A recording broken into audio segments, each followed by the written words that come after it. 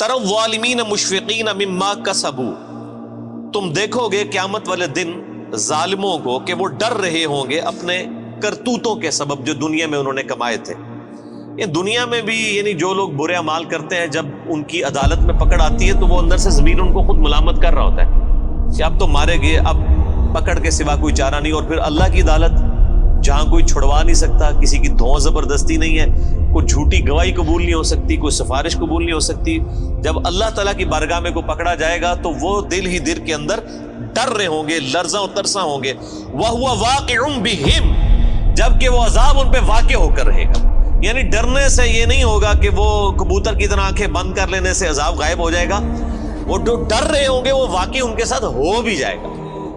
دنیا میں تو اکثر اوقات انسان مختلف خدشات یعنی سوچتا ہے، بعض اوقات ہو بھی جاتے ہیں، بعض اوقات نہیں بھی ہوتے ہیں، لیکن آخرت کے بارے میں کوئی یہ نہ سمجھے کہ جس طرح دنیا میں اللہ نے چھوٹ دے دی تھی، پکڑ نہیں فرمائی تھی، آخرت میں بھی اس طریقے سے ڈھیل مل جائے گی۔ نہیں، آخرت کے دن تو اللہ تعالیٰ نے اپنا نام ہی رکھا ہے، لمن الملک اليوم، آج کے دن کس کی بادشاہت ہے؟ للہ الواحد القہار، اس اکیلے قہار کی بادشاہت۔ اللہ نے قیامت کے دن اپنا نام غفور الرحیم نہیں رکھا ہوا، قہار رکھا ہوا، چھایا ہوا سب پر۔ اور ظاہر حقیقت ہے کہ ہزاروں سال کی انسانی تاریخ میں اللہ تعالیٰ نے صبر فرمایا ہے۔ بخاری مسلم کی حدیث ہے کہ اللہ تعالیٰ سے بڑھ کر کوئی صبر کرنے والا نہیں ہے۔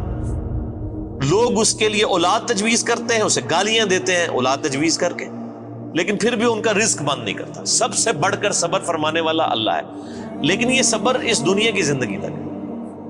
آخرت کی زندگی میں اللہ تعالیٰ نے پھر کسی کا لحاظ نہیں کرنا، حق کا وہ تو پھر واضح آ گیا۔ وَمَن يَعْمَلْ مِثْقَالَ ذَرَّةٍ خَيْرًا يَرَهُ وَمَن يَعْمَلْ مِثْقَالَ ذَرَّةٍ شَرًّا يَرَهُ، جس نے ذرے کے برابر بھی نیکی کی ہوگی وہ بھی پیش کر دی جائے گی، اس کے سامنے رکھ دی جائے گی، اور جس نے ذرے کے برابر گناہ بھی کیا ہوگا وہ بھی سامنے رکھ دیا جائے گا۔ یہاں تو اکثر لوگ کہہ دیتے ہیں جی اللہ تعالیٰ نے چھوٹی چھوٹی گلاں نال کی لینا دینا، اور اللہ تعالیٰ ہمارا ذرے کے برابر بھی نیکی کی اجر پاؤ گے، اور ذرے کے برابر گناہ بھی کیا اس کا پھر تم انجام دیکھ لو۔ والعیاذ باللہ تعالی۔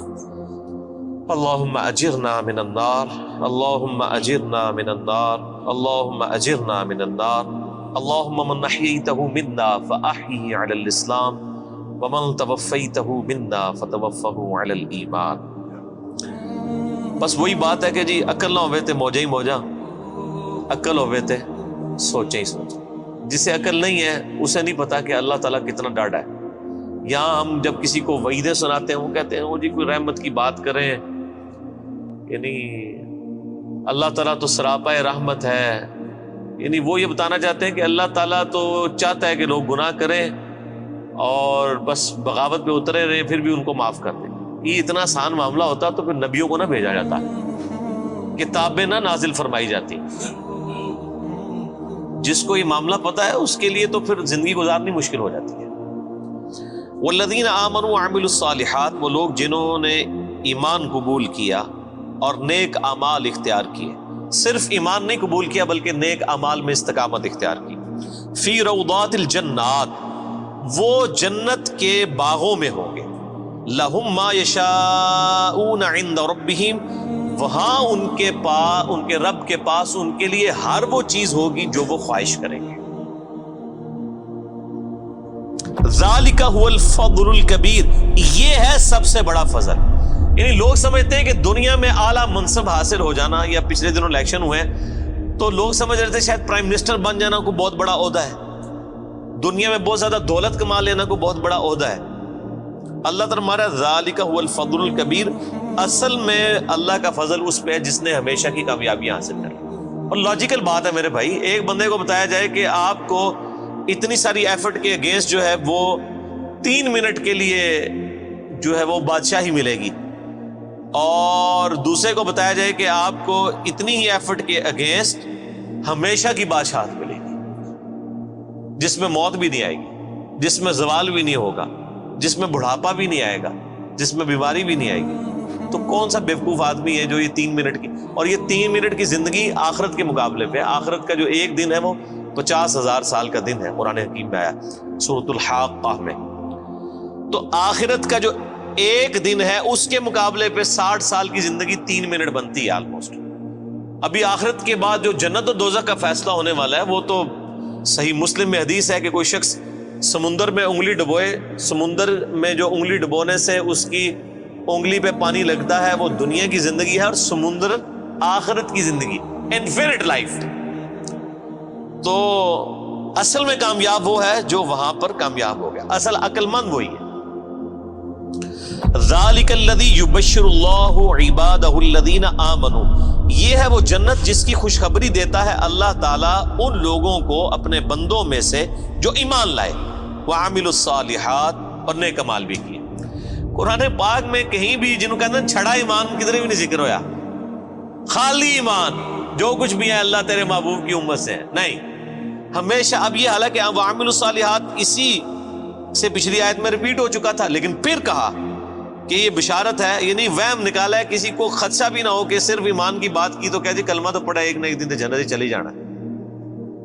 ٹھیک ہے نا جی، وہ تو صحیح بخاری کی حدیث ہے، میری پوری امت جنت میں جائے گی سوائے اس کے کہ جس نے خود ہی جنت میں جانے سے انکار کر دیا. تو صحابہ نے پوچھا یا رسول اللہ صلی اللہ علیہ وسلم کس نے انکار کیا؟ تو آپ نے بڑا سمپل جملہ ارشاد فرمایا کہ جس نے میرا حکم مانا وہ جنت میں جائے گا، اور جس نے میری نافرمانی کی اس نے جنت میں جانے سے انکار کر دیا. یعنی ایک جملے میں پورا دین کور کر دیا. یہاں پہ لوگ کہتے ہیں او جی وہ جناب وہ داڑھی کی اسلام دے نہیں ہے نا جی، اور صرف نمازیں ہی تو اسلام نہیں ہے نا. تو کون کہہ رہا ہے کہ صرف داڑھی اور نمازوں میں اسلام ہے؟ لیکن اسلام میں تو یہ ساری چیزیں موجود ہیں. اسلام میں داڑھی بھی ہے، اسلام میں نماز بھی ہے، اسلام میں حقوق اللہ بھی ہیں، حقوق العباد بھی ہیں، بیویوں کے حقوق بھی ہیں، ماں باپ کے حقوق بھی ہیں، اللہ کے بھی حقوق ہیں. تو یہ ساری کی ساری ٹوٹل پیکج مل کے جو ہے وہ اسلام ہے نا. ادخلوا فی السلم کافہ، اے ایمان والو اسلام میں پورے کے پورے داخل ہو جاؤ. یہ جو لولا لنگڑا اسلام لیے پھرتے ہیں نا، کسی نے صرف وہ خدمت خلق کا اسلام پکڑا ہوا ہے، کس نے وہ یعنی داڑھی کا اسلام پکڑا ہوا ہے، کس نے صرف پگڑی کا اسلام پکڑا ہوا ہے، کسی نے صرف نماز پڑھنے کا پکڑا ہوا ہے اسلام، باہر نکل کے ساری بے ایمانیاں کرتے ہیں. یہ جزوی اسلام اللہ تعالیٰ کو نہیں چاہیے. اس اسلام کی تو مثال کسی شخص کے ایسے نامہ اعمال کا تالاب ہے کہ جس کے اندر مسلسل گٹر کا پانی گر رہا ہے. وہ صاف ستھرا پانی کسی کے کوئی کام نہیں آئے گا. جب اس کے اندر گٹر کا پانی گر رہا ہے اس ملاوٹوں کے ساتھ، حرام خوریوں کے ساتھ، حق تلفیوں کے ساتھ، بدماشیوں کے ساتھ، اس طرح کا دین تو اللہ تعالیٰ کو نہیں چاہیے. اللہ تعالیٰ تو کہتا ہے ٹوٹل پیکج لینا ہے، جس نے داخل ہونا ہے اسلام میں پورے کا پورا داخل ہو، ادروائز اللہ تبارک و تعالیٰ اس کا اسلام جو ہے نا وہ اس کے منہ پہ مار دے گا قیامت کے دن. جن لوگوں نے نبیوں کی صحبت کی ہوئی، اگر انہوں نے بھی ٹرو رسپانس نہ کیا ان کی پکڑ ہو جانی ہے، باقی تو کسی کھاتے میں نہیں. تو اللہ تعالیٰ فرما رہا ہے کہ اس کی بشارت دیتا ہے اللہ تعالیٰ اہل ایمان میں سے اپنے ان بندوں کو جو ایمان لائے اور نیک اعمال اختیار کیے.